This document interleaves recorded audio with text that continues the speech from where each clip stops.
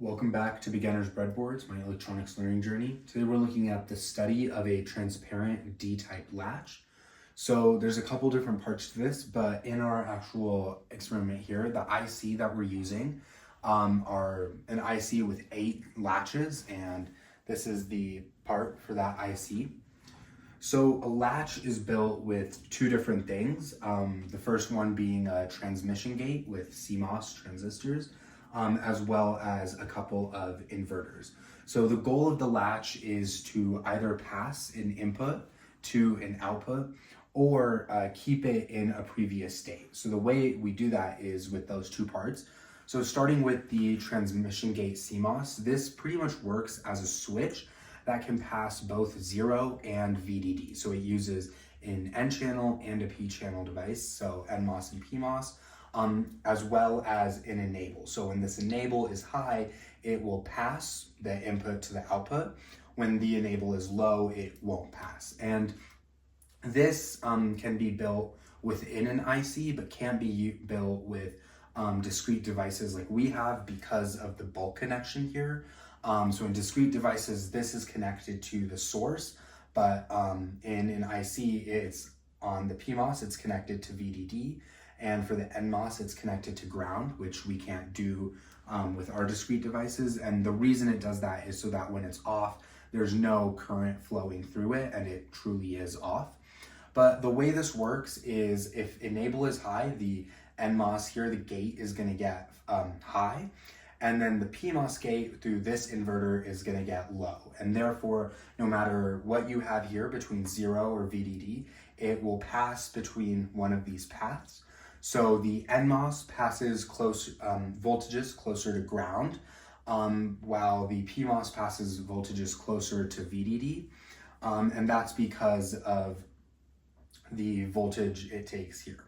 So it'll just pass whatever is in your input to the output, and it'll pass between either one dependent on the threshold voltage there. So using that transmission gate with CMOS, you can look at how a full latch is built. So the latch has 2 inputs and an output, so it's 3 terminals. D is your input, then you have enable, and then Q, which is your output.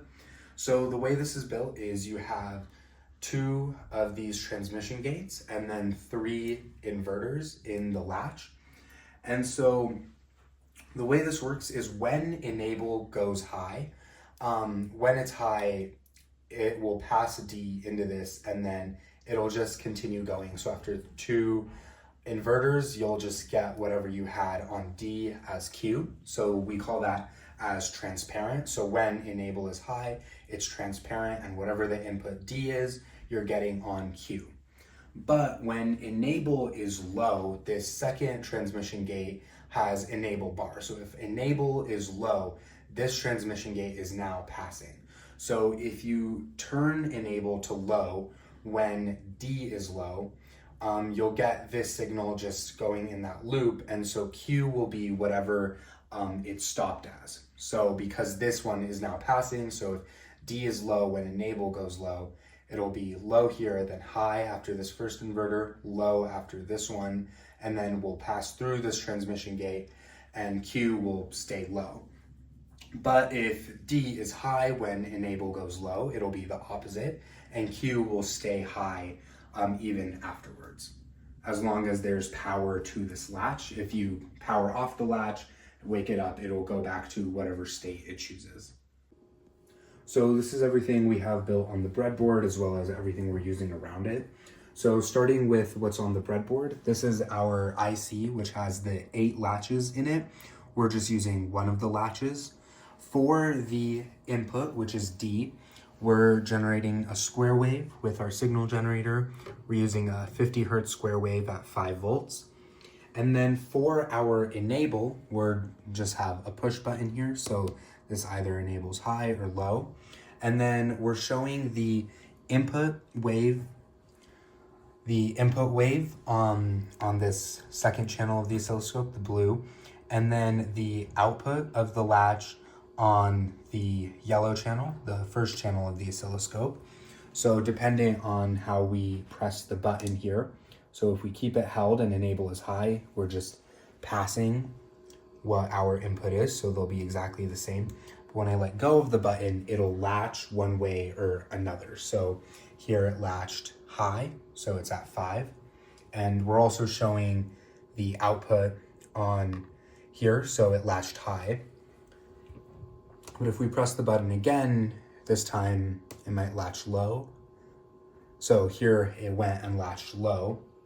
And that's being shown on the multimeter. So dependent on how we press the button, and then it'll latch a certain way once enable is no longer high. So now to show why it's latching 0 or 1, because right now seemingly it seems random just when you click it, but we're going to look at the falling edge of the latch enable to see what input it received, and that will show why it's actually latching either way. So instead of showing the output here on the oscilloscope, we'll move it over to the enable.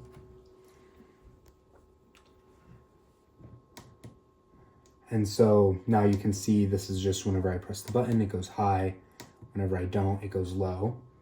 And using a single capture on the oscilloscope, I press this a couple times, we can see this very last time it decided to latch high.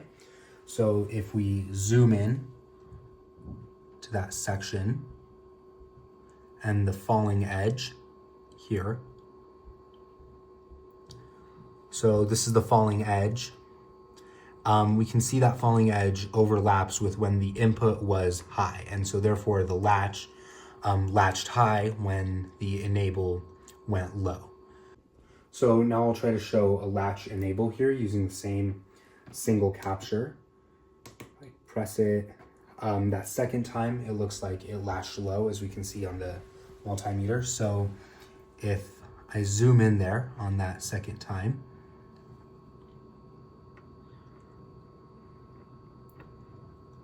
we'll see that when the enable went low, our input was also low, so it lines up right about there. When enable was low, the input was low, and therefore it latched low.